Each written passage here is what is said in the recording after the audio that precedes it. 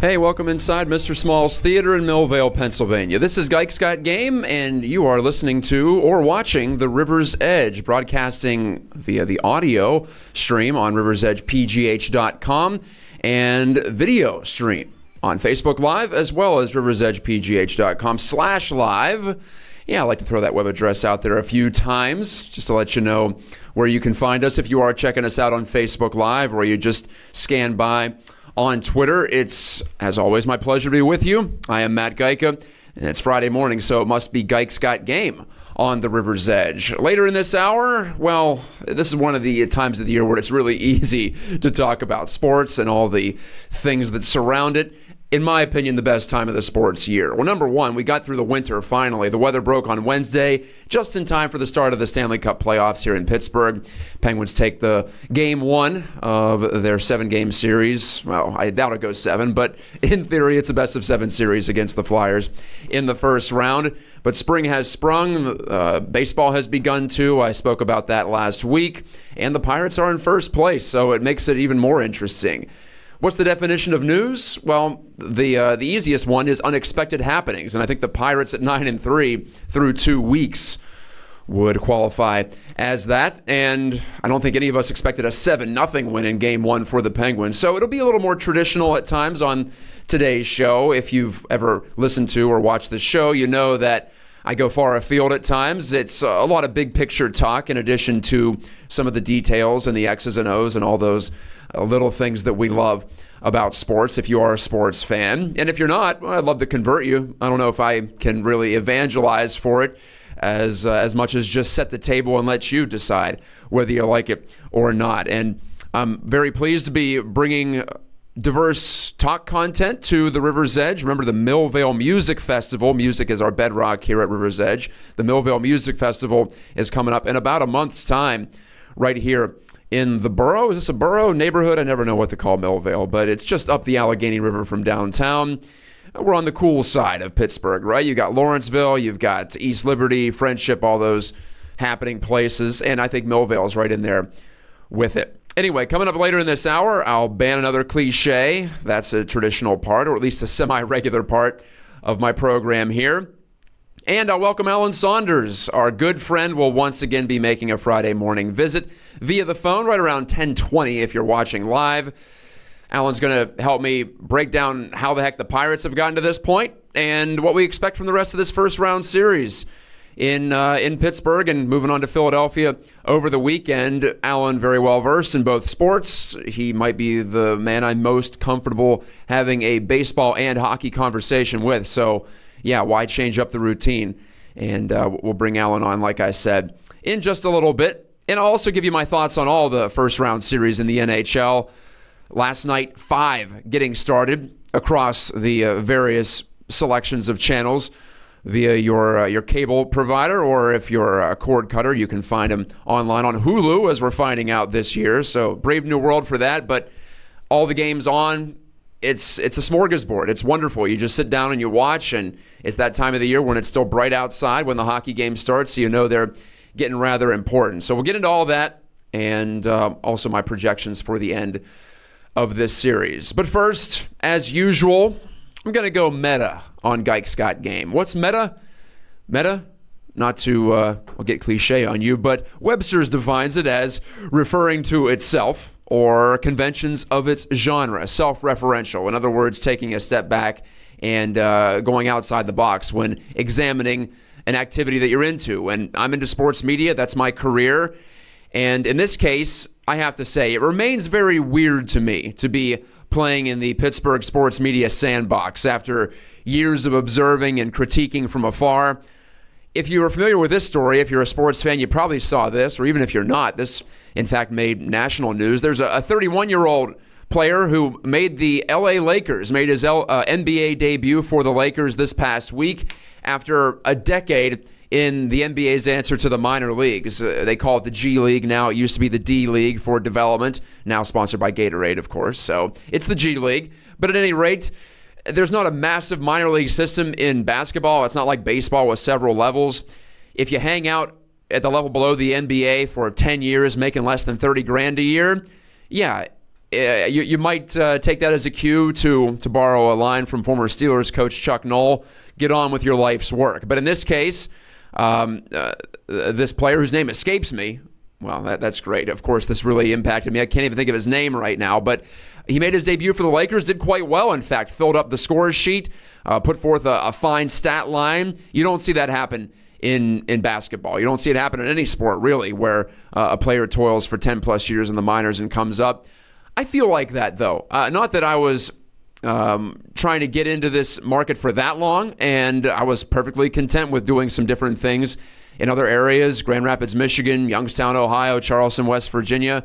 But the goal was always to get back to Pittsburgh, where I was born and what I consider to be my spiritual home. And I always wanted to carve out a spot for myself in this market. And it's been a lot of fun to make some progress there with a lot of help from people out there who have given me opportunities, and you know who you are, so thank you for that. But it has been, for instance, I look back to Wednesday night, game one of the playoffs, and basically anyone who's anyone in the Pittsburgh sports scene is there from a media perspective to cover it, and people from a national perspective come in too, and it's why you get into this business, for me, to cover events like that, to be there, to be on scene. Now, would I rather be broadcasting these games as opposed to writing about them? Yeah, but this is the next best thing for me, and it's been a real thrill to play a part and be able to ask questions of players and coaches and distill it down and get a chance to just be there in person. I don't take that for granted. When I was watching the intro video and seeing all the fans at PPG Paints Arena the other day getting so fired up and waving the towels and all decked out in gold shirts, that used to be me, or that was where I wanted to be. I couldn't quite afford to get playoff tickets all the time when I was in the fan realm, but I love having that part of my soul still in there, that I'm appreciative of having the chance to be in the building. I hope that never leaves. And 3 years into it here in Pittsburgh media, it hasn't left yet. So that's very good news. And this is my second playoff run covering the Penguins as a member of the media, and it felt just as cool being there in game one this week as it did last year at this time. But I still have to say that now, hopefully I have a longer career than just 3 years, but I also hope that eventually the weirdness or the outsiderness that I still feel does go away, because it's still downright odd for me to work alongside the people I have admired in this business over the years, or in some cases ridiculed, to be quite honest too. I have been unsparing in criticism at times for reporting or analysis or opinionating that I thought was irresponsible or just flat wrong. So, yeah, it can be awkward in that case when you go face-to-face with someone you've criticized. Of course, they don't really know because I was a nobody before in their eyes. But at the same time, for me, it has been different. And, well, I think it's just as different and odd and weird to work alongside people that you've admired, that you have warm feelings for in the business. I'll take an example. Josh Yohe, he now with The Athletic, I'm with Pittsburgh Hockey now in the context of the Penguins, but he used to work for DK Pittsburgh Sports as I did, and it was strange the first few months, and I think it still is actually, because I was a fan from the outside consuming his content and enjoying it and experiencing it as a fan. Then when you cross that line into the media, you become a peer, or in some cases a competitor, like I am right now with Josh. But it's still odd for me to think, oh, just a few years back, I was on the outside watching on TV like everybody else, like you watching right now on Facebook Live. And now I get the chance to do this for a living. It's quite gobsmacking, honestly. And I have to put that out of my mind. It's tougher on days like Wednesday, game one of the playoffs, when you're thinking, boy, I would have killed to have gotten here. I'm not literally killed, but you know what I mean. I would have done a lot of things to get to this point if I were 28-year-old Matt as opposed to 33-year-old Matt. So it's in every way as interesting and at times strange as you might imagine that it is. And You might think that interviewing the players and the coaches, celebrities in their own rights, would be the strangest part of it, or the one that makes you the most nervous or anxious, or you want to put your best foot forward. But I find it's actually not. I'm still doing the same job that I've done for over a decade in sports media. Yes, the interview subjects are higher profile, and yes, I've been watching these coaches and players perform on the highest stages from the outside without getting a chance to throw my hat into the ring. But for me, it's still my peers and competitors on the scene that are a little different. And this might be a little too inside baseball for you, or it might be too meta, to use the word that I introduced this segment with, for you to really associate with it. But maybe you can. Maybe you have a dream job out there that you haven't achieved, or something that you wanted to accomplish in your life, and then you get to that point, or at least to the precipice of it where it's realistic. I think you would imagine that would be quite, at times, unsettling, right? Because you feel like, oh, I did make it to this point. Is it fear of success? I don't think it's necessarily that, but if you're as self-aware as I am, at times painfully self-aware, it can get in the way of doing the work, and it can be a distraction. So it's not always a distraction, and once I get going, whether it be writing or broadcasting, I find it gets a lot easier. But in those moments when I'm looking forward to it, yeah, it can definitely throw you off kilter. And like I was saying, I wonder how long it'll last, because we're coming up on 3 years since I first covered a Pittsburgh sporting event for a Pittsburgh sports outlet, and that was Pirates-White Sox, a random interleague game at PNC Park in June of 2015. I imagine what I've gone through and others have gone through. Of course, I'm not the first one to do this, but I had about a decade in the sports media realm before I got into a major market, into the Pittsburgh market, which was the one that I was watching from afar as a fan. But I'm guessing this is what players feel like, right? When they get drafted, when they get called up, when it's someone like Zach Aston Reese, who played his first playoff game for the Penguins on Wednesday, when he skates on the same team with Sidney Crosby and Yevgeny Malkin. These are people that he looked up to over the years, or he plays against a Claude Giroux, someone that I'm sure he's admired for his ability coming up through youth hockey and juniors and college and the minor leagues. That has to be a little odd. And I think I feel like those players do in those situations, where you have to get accustomed to it and realize, A, you do belong, and B, if you don't pick it up, then you're not going to last very long at the higher stage. It's very much like, if you're familiar with the speech that Teddy Roosevelt gave way back in the day, the man in the arena. I'd rather be the man in the arena than those bitter and cold souls on the outside who know neither victory nor defeat. I would definitely love to be the man in the arena. In this case, literally the man in the arena tonight for Pittsburgh hockey now for Game 2 of Penguins Flyers, and at PNC Park all throughout the season for Pirates prospects, as I have over the past 2 years for various outlets. I'm now in the arena. So positives for this change, for this move from one side of it, the fan side to the media side, I'd say a definite positive is gratitude. Like I said, I ate up the atmosphere at PPG Paints, much like Jamie Alexiak and Aston Reese did for the Penguins, playoff rookies both. They were loving it. I talked to them yesterday up at Cranberry and after a practice, and they were saying that the fan involvement definitely struck them. It was terrific for them to experience that, to see how amplified the atmosphere was. So they don't ignore you. You made an impression on the two playoff newbies, as you did for me, just remembering how wild it can get at playoff time at PPG Paint. So I have gratitude. I have joy for breaking through and carving out a spot here in Pittsburgh sports media. Negatives, though, at times it's imposter syndrome, the feeling that you don't quite belong, and maybe this isn't where you fit in. But you have to realize the fact that you've made it to this spot. That's what I keep telling myself, and I'm sure that's what players who are rookies or newcomers to a league tell themselves. The fact that you made it means that you have something going for you, right? And that you do, in some ways, at least deserve the opportunity. I don't know about the opportunity to stay long term, but you deserve the opportunity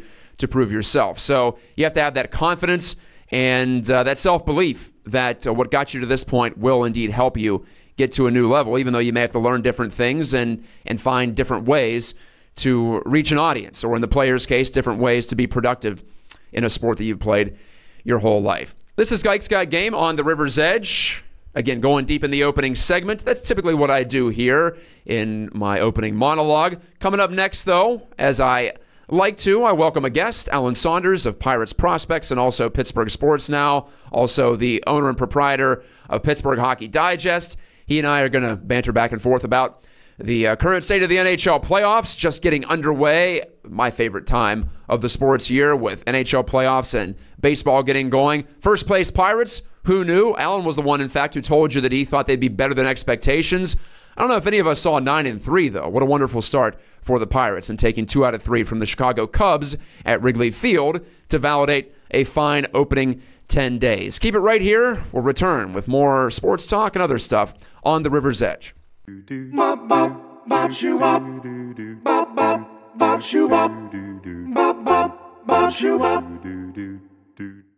Hi, this is Mike from the band Neon Swing Experience.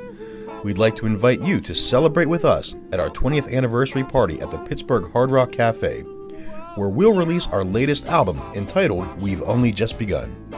The party is on Friday, April 13th, and doors open at 8:30 p.m. Admission includes a copy of the CD or a t-shirt or a hat. Come party with us and see why the Office of the Mayor declared April 13th Neon Swing Experience Day.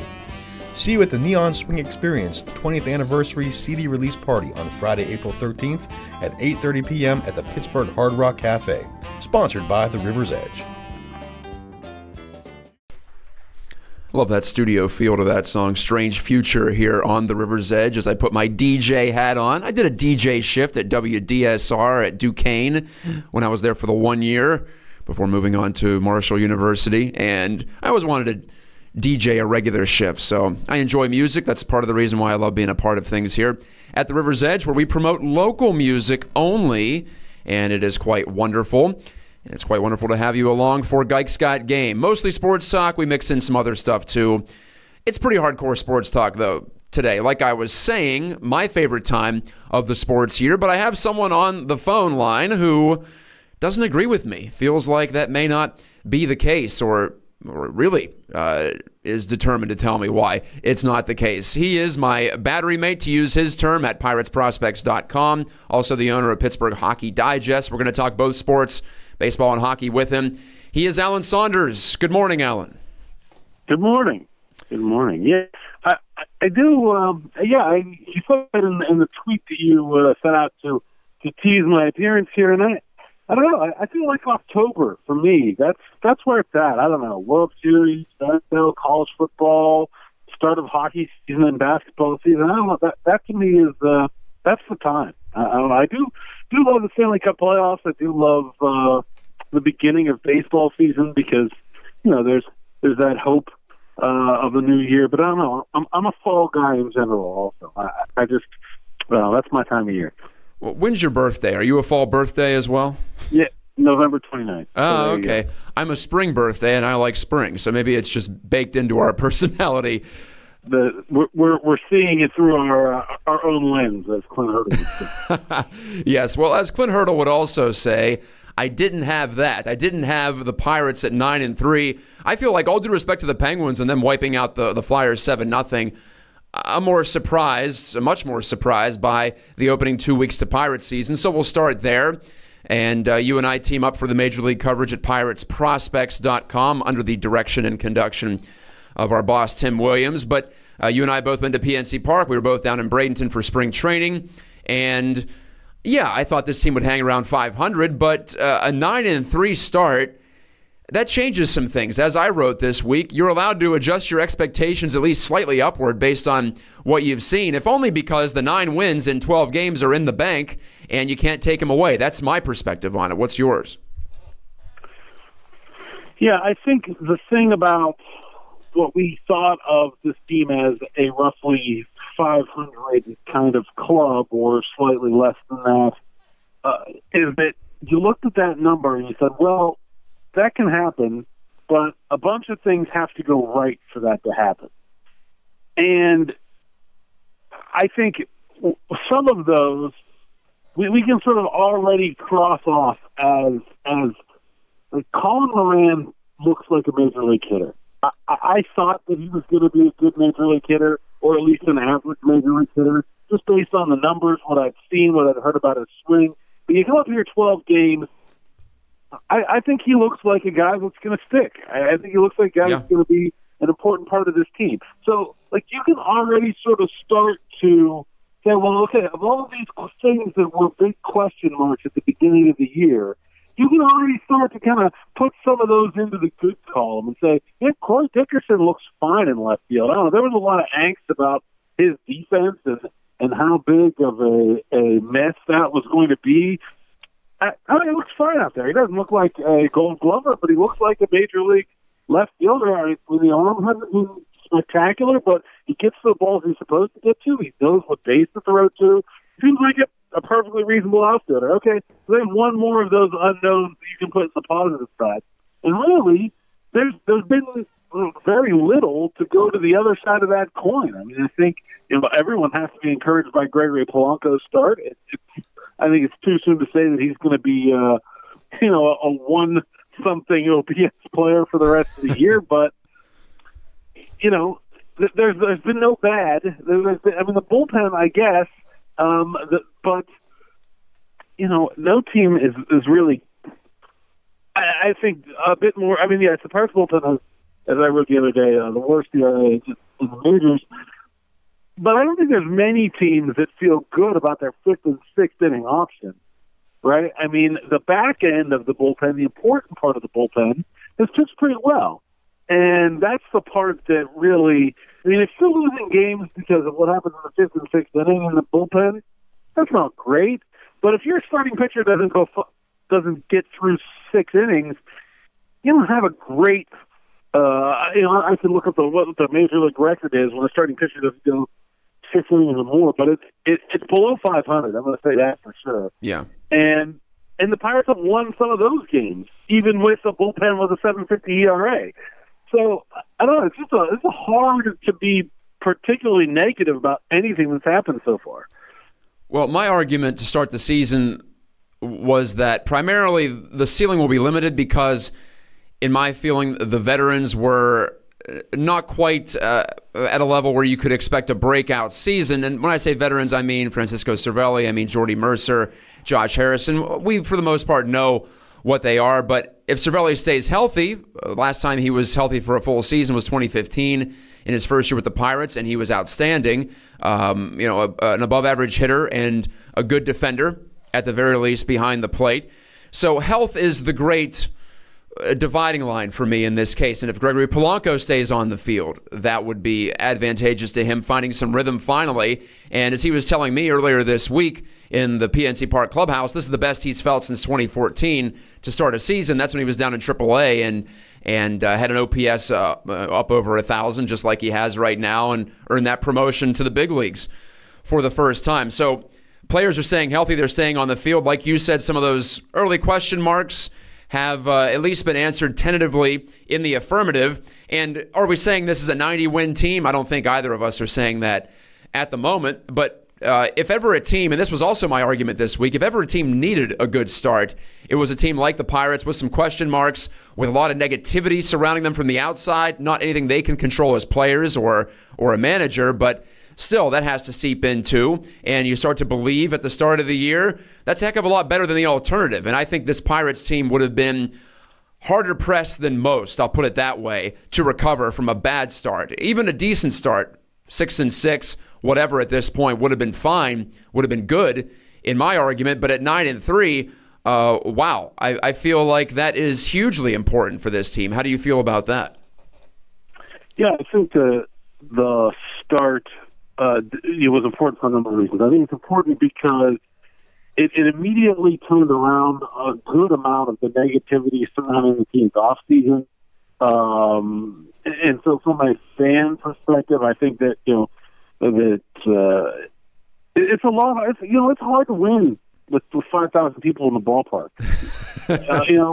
It really is. And 30 degrees and blowing snow. Yeah.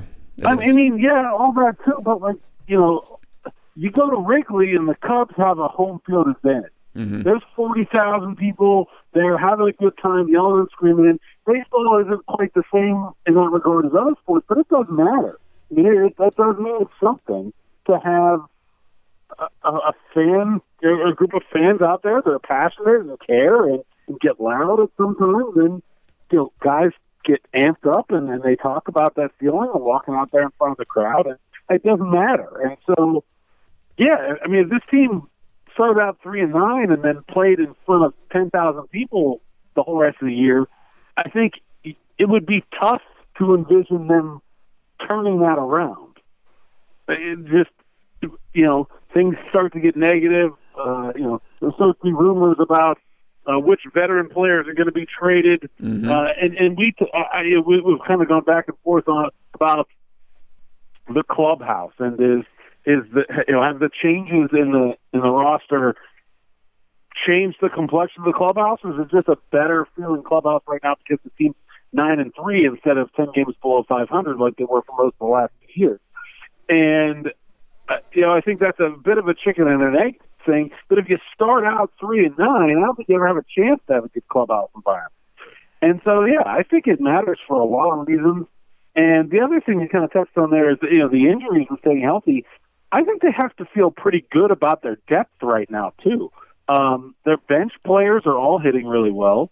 They've got Stephen Brault as the number 6 starter in the rotation, doing everything you want a number 6 starter to do, going 5 innings, giving his team a chance to win. They've got Nick Kingham pitching really well in Indianapolis, Jose Osuna hitting the cover off the ball in Indianapolis, and the team's top 2 prospects in Austin Meadows and Mitch Keller looking like they could end up in Pittsburgh before the end of the season. So I feel like from a injuries are going to happen, but from a depth perspective, they're looking all right as a team that could withstand a couple injuries too. If you had to pick one thing that gives you pause about this hot start continuing, or at least them maintaining a level and staying above 500, what would that be? Maybe they're just only good at playing in the cold. We'll see when they go to Miami here. Maybe they're just a really good cold weather baseball team, and that's it. Although that would be useful come September and October. It would. Got to establish the run game in the cold weather. I've heard that. Yeah. So, no, I think the bullpen is scary because, like I said, if you lose games in the 5th and 6th inning, fine, whatever. But they're really just one injury or one reliever kind of going through a rough stretch from that bullpen being a big problem. Right? Like right now, if you start to go 6, I don't think the bullpen's a big problem. And if you start doesn't go 6, I think Glasnow and Brault give lengthy options that you don't feel terrible about once Brault does get back into the bullpen eventually. But if George Contos struggles for a while, or if Felipe Vasquez gets hurt, or if Feliz struggles for a while, then all of a sudden that goes from a part of the team that isn't really a strength but can kind of get through to a big issue real fast. There's no depth in that bullpen. In fact, I wrote earlier in the year that outside of Rivero, I wrote then Rivero. Vasquez. No one in that bullpen is doing something that they've been asked to do before. George Contos has never regularly been an 8th inning guy. Michael Feliz has never regularly been a high leverage 7th inning guy.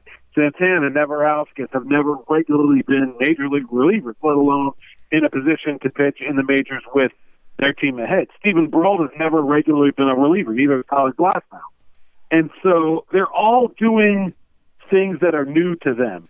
And so there are going to be periods where individually one or two of those guys is going to struggle. I think we're seeing it with Neverowskis right now. I mean, he's been, frankly, not very good, but, I mean, I think his ceiling is significantly higher than what we've seen. He can be a better pitcher than that. I'm not sure. I think he's a bit limited, and he's a 2-pitch guy, really. The curveball doesn't do much for me. It's fastball that's kind of straight but high velocity and a cutter that's his best pitch. But you can be a 2-pitch relief pitcher and be a 6th inning guy and be fine. That's no big deal.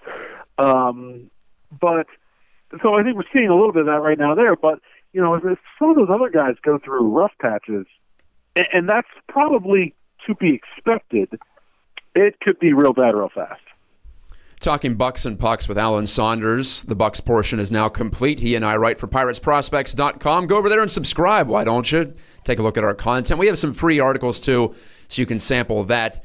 Tim Williams covering the minor league system, along with help from Sean McCool and others, and Alan and I on the major league team.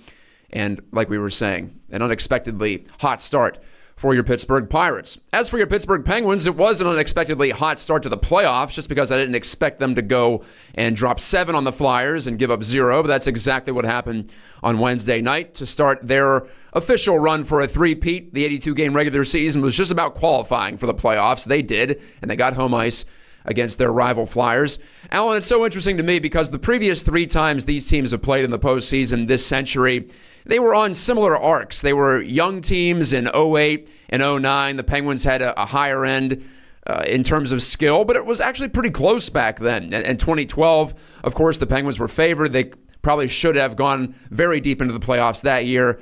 The Flyers knocked them out in shocking fashion. But now the Flyers have rolled most of it over, or turned most of it over. They've only rolled over a couple of veterans, Giroux, Couturier, Voracek, etc. But it's a much younger team, and now we're seeing them get acclimated to the postseason here. Was that mostly what you saw on the ice on Wednesday night, just a veteran playoff team that's won the last 2 cups showing a newcomer team the ropes in the Stanley Cup tournament? Yeah, I think it was that. And the other thing I think that is different about this series as opposed to the other ones is that these 2 teams want to play the same way. And I think what you saw in 2012 was this just jarring clash of styles where the Penguins wanted to play beautiful hockey and the Flyers wanted to play in an alleyway. And that clash of styles was able to, more often than not, get the Penguins off their game, and they played the Flyers game, and they lost. And, of course, they got very poor goaltending in that series, which didn't help. So I think the thing that really stood out to me is, yeah, there's these young Flyers, but they're trying to do what the Penguins are trying to do. They're just less good at it. Yeah. And I think that, to me, is the thing that really, more than youth, because we've seen some young teams, Tampa, and their run to the conference finals not that long ago. We've seen some young teams go into the playoffs do really well. I don't think youth is an eliminator, but I think it's just a bad stylistic matchup for the Flyers if the Penguins are going to get better goaltending. And I think coming into the series, that was certainly a question mark, but in Game 1, undoubtedly the case. And as far as what we're seeing from Sidney Crosby, have we ever seen a player in this sport invent different ways to score out of midair? This seems revolutionary to me, what he's doing. I know you can't plan it. It's hockey. You go to the net, you hope you get some bounces and some opportunities.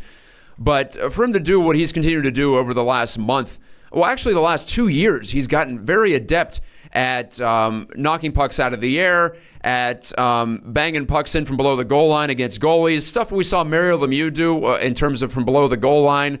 But this takes it to a new level for me. I'm not sure there's a player out there in this sport, in the history of this sport, that's done something like this. At times I wonder if he just gets bored with it or what. But and we've seen him do this stuff in practice. If you go up there and watch him, yeah, he's remarkable. And a lot of guys have good hand-eye coordination. But how does he keep doing this stuff? It's I don't know if you're going to have an answer for me, but I just had to throw that out there.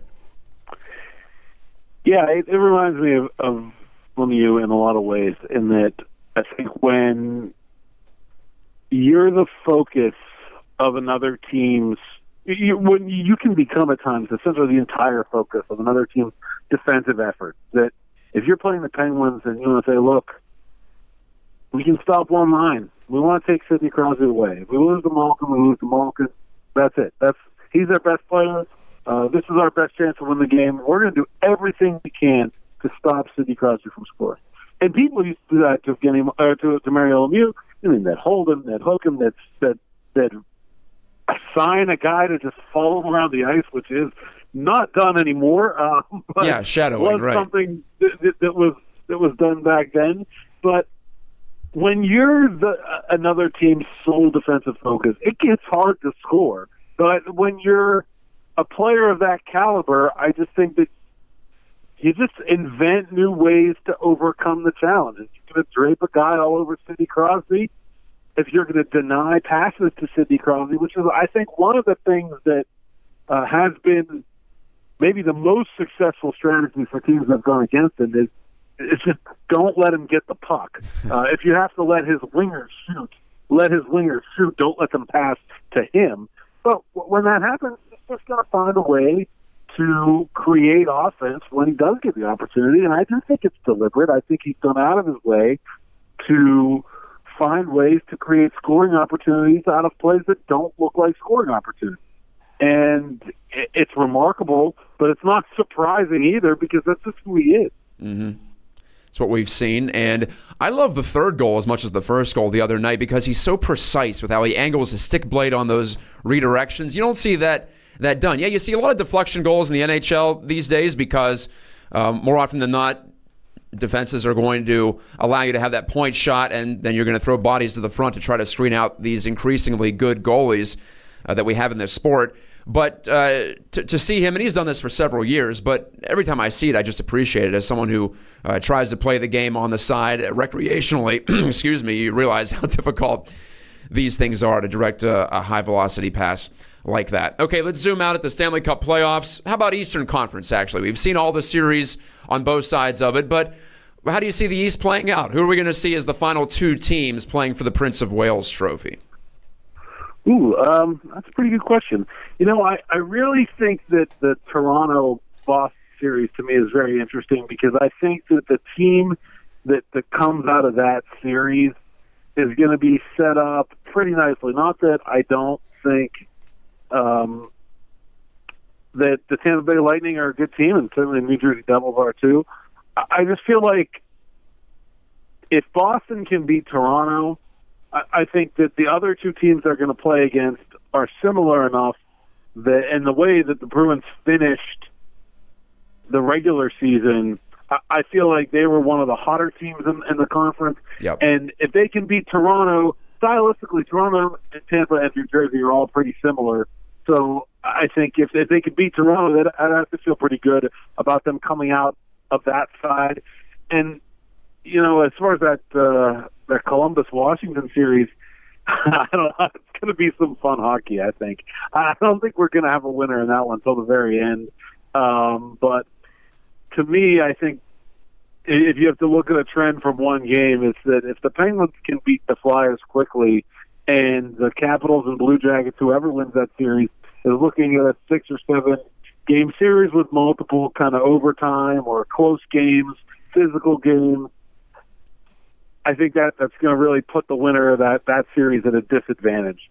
I'm going to go over my thoughts on the first round series and what I think is going to play out. But I believe we'll see Penguins out of the Metro bracket, and I'm still a Tampa believer. I think a lot have jumped off their bandwagon because they haven't played as well as the Bruins late in the season, and Toronto, of course, has the high end, but so does Tampa. And it's also a team that has some experience in addition to its youth. It's been to the Cup final. A lot of those players have. And 2 years ago, they went up against the Penguins in maybe the best series that we've seen in these past 2 years for Pittsburgh as far as pure hockey and a pure matchup. I love that 2016 East Final. Anyway, you can find Alan Saunders' work at various places, much like myself. Maybe that's why we get along so much. But we're both together at PiratesProspects.com. We'll have continued Major League coverage there. He's also the owner and proprietor of Pittsburgh Hockey Digest, covering everything short of the Penguins in the Pittsburgh market. And he writes about Pitt athletics for Pittsburgh Sports Now. Alan, thank you, and enjoy, well, if you don't think it's the best time of the sports year, I'm sure you can agree it's still a lot of fun right now. It's a good time of the sports year. It's at least second best. Okay, at least second best. I'll take that. We'll move on from the argument. Back in a moment. On the River's Edge, this is Geik Scott Game, and I am Matt Geitka. Hey everybody, this is Nathan J. from the band Standard Broadcast. I'd like to invite you out to Pittsburgh's 3rd annual Indie Rock Fest, Saturday, April 14th at Cativo. Please join us, Standard Broadcast, with our friends Sunhound, There You Are, Bad Custer, Back Alley Sound, BB Guns, and Essential Machine. And this year we're also happy to have Jeremy Kaywood as the host and MC, who's going to be performing as well. Tickets are only $10, and 100% of the proceeds go to the independent musicians that are involved in this show. So please come on out and join us. Hope to see you there.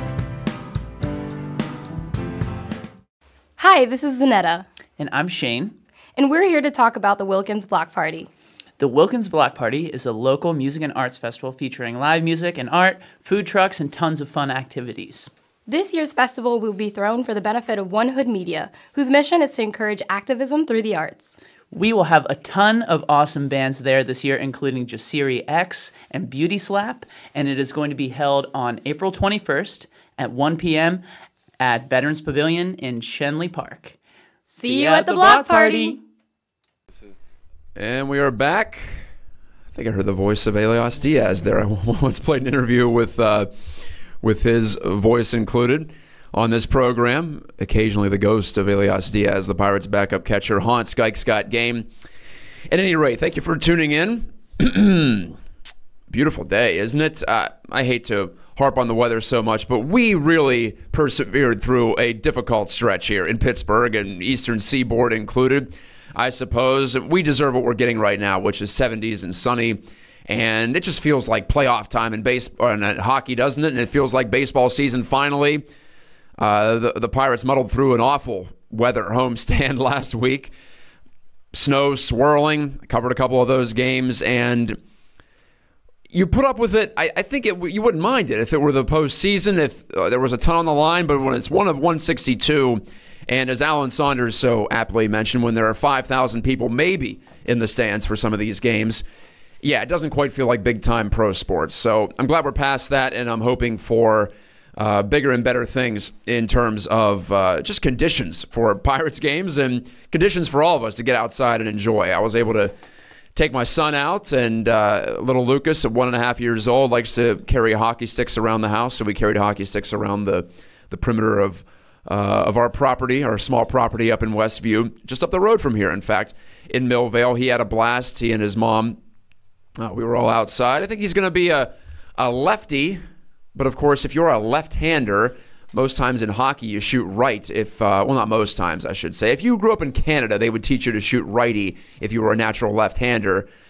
It's different in America, though. We have a lot more right-handed sticks, and well, there are complicated reasons why there are more righties who live in America. I came up shooting right-handed because I'm a right-handed person naturally, but they look at it a different way in Canada, some European countries. There's actually some really interesting literature out there and some stories on why certain countries have more of a bias toward one-handedness or the other. I don't know how I got on that. I guess talking about my son and figuring out if he's lefty or righty at such a young age. Well, I know lefty in sports does give you certain advantages, doesn't it? Maybe more so in baseball, certainly if you're a pitcher, or tennis, if you're into that. That can be tough to handle left-handed spin if you're used to righty your whole life. And like we were saying in hockey, it does come into play. And, well, in the sport of hockey, in the NHL, us righties are in the minority. So, well, that's how it goes, I suppose. We were talking hockey last segment as we come towards the end of Gike Scott game on the River's Edge, found at riversedgepgh.com. By the way, Tyler Zelenko is running the board here to my left. He and I were just discussing how amazing the goals that Sidney Crosby continues to generate. And I just brought it up with Saunders a moment ago. If you're going to be keyed on by an opposing team, if they're going to try to take away the puck, if they're going to try to take away your opportunities, you have to get creative. And you have to go outside the norms to score goals. And Sid has done that. 2 of the 3 goals that he scored the other night, I'm not sure any other player in the NHL scores them because of his technical ability, to use a term that's often thrown out of there in soccer, and his feel around the net. He's become quite the virtuoso around the goal. And when he came up, he wasn't that much of a finisher, and now he's as cold-blooded as it gets within close range. And maybe it's fitting because he's always been a power forward in a smaller man's body, if you will. He's always used his wingspan, which isn't as great as many out there. He's 5'11", but he's always used every ounce of his weight. He's used every bit of his guile and technical skill with the puck to protect it. He's put that big backside in the way of people to try to create space below the goal line. Even though, like I was mentioning, he's not the tallest player, he's not the heaviest player, but he plays a power game. So maybe it's appropriate that in the latter half of his career. Well, maybe even closer to the beginning of his career. It was about age 24, 25, 7 or 8 years ago when he first started scoring these amazing deflection goals around the net. But he's taken it to a new level in the last 2 or 3. Won the Maurice Richard Trophy for goal scoring, the top goal scorer in the NHL last year.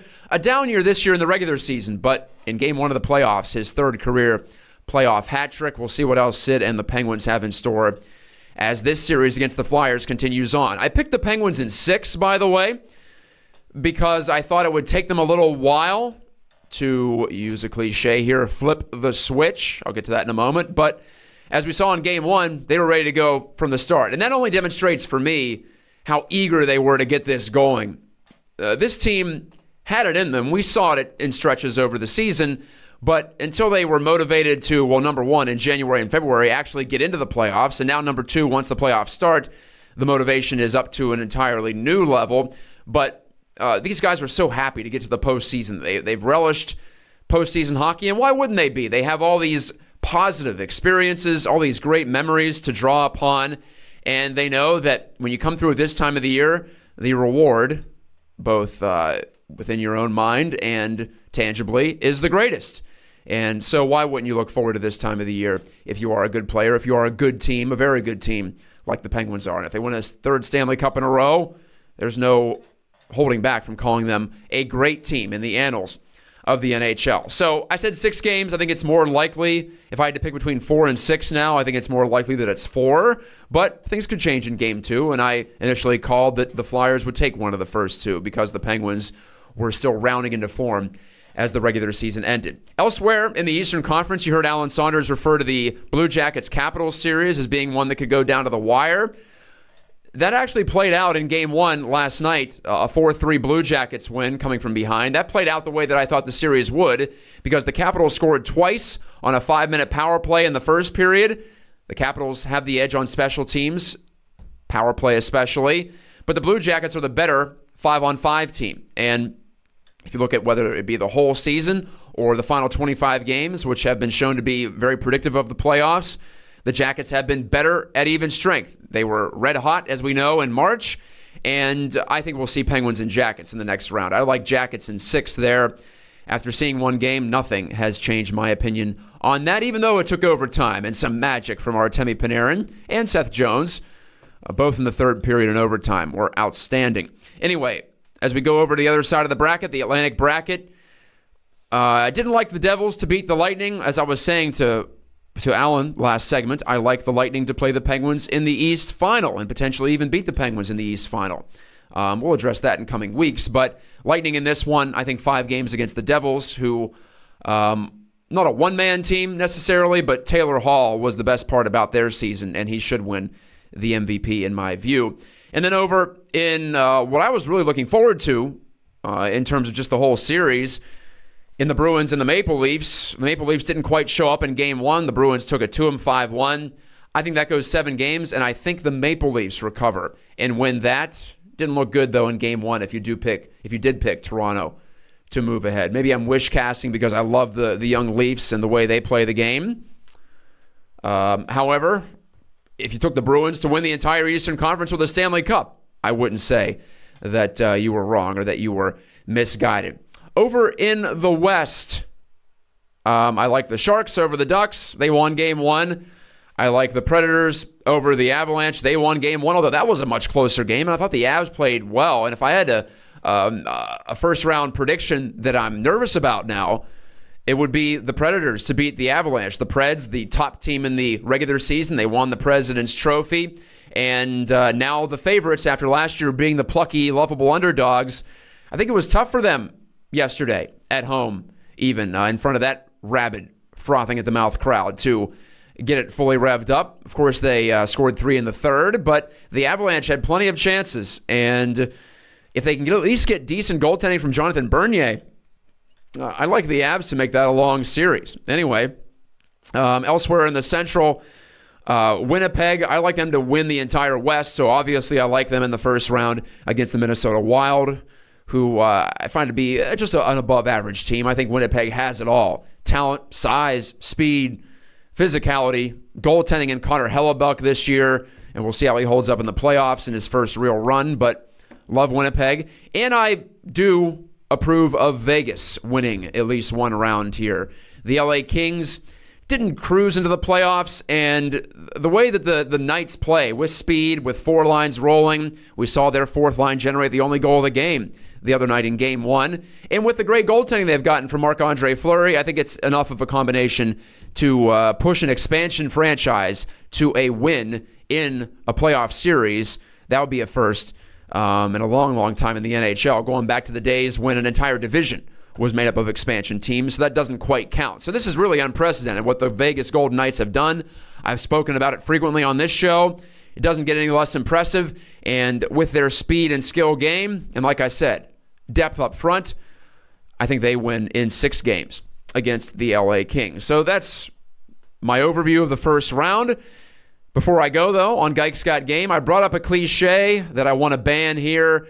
It's called flip the switch, and there was so much talk about it in regards to the Penguins and their ability to get it going in the first round of the playoffs after really bouncing up and down throughout the course of the regular season on the waves of emotion, on the waves of, in some cases, complacency. It looked like first half was very ugly for the Penguins at even strength too. But they found a way to play enough good hockey to get into the postseason. And yeah, if you believe in that cliche, they did flip the switch in Game 1. They showed the Flyers what playoff hockey's all about, as I wrote about this morning on PittsburghHockeyNow.com. I got some input from the locker room about exactly what does change and what did change in Game 1 of the postseason compared to Game 82 of the regular season. And there were some interesting answers there, in addition to what I observed from my perch in the press box in Game 1 at PPG Paints Arena. But the phrase flip the switch has been beaten into the ground, and repetitiveness can, in some cases, reinforce realities and reinforce truths. And I'm not against that. But I'm just so tired of hearing about it. Flip the switch. Say something different, anything different. Rise to the occasion is even fine, although that's a cliche. If I could ever find the switch, I would break it. I'd tear it off the wall and require that no one ever speaks of it again. Thanks again for watching Geiks Got Game, or listening if you did on the audio stream at riversedgepgh.com. This is a new kind of radio. I like to think this is a new kind of sports talk. Let me know what you think. You can find me on Twitter and Facebook at Matt Geitka. Matt Geitka on Twitter, Matt Geitka Media on Facebook. Thanks to Alan Saunders, to Brian Crawford of the River's Edge, to Tyler Zelenko to my left, and thanks to you for paying attention throughout the hour. This is Matt reminding you that when the radio fades, you know life's moving fast. God bless. Have a great weekend. I'll talk to you on the other side as we'll be getting ready for maybe Game 5 of Penguins Flyers in the first round of the Stanley Cup playoffs.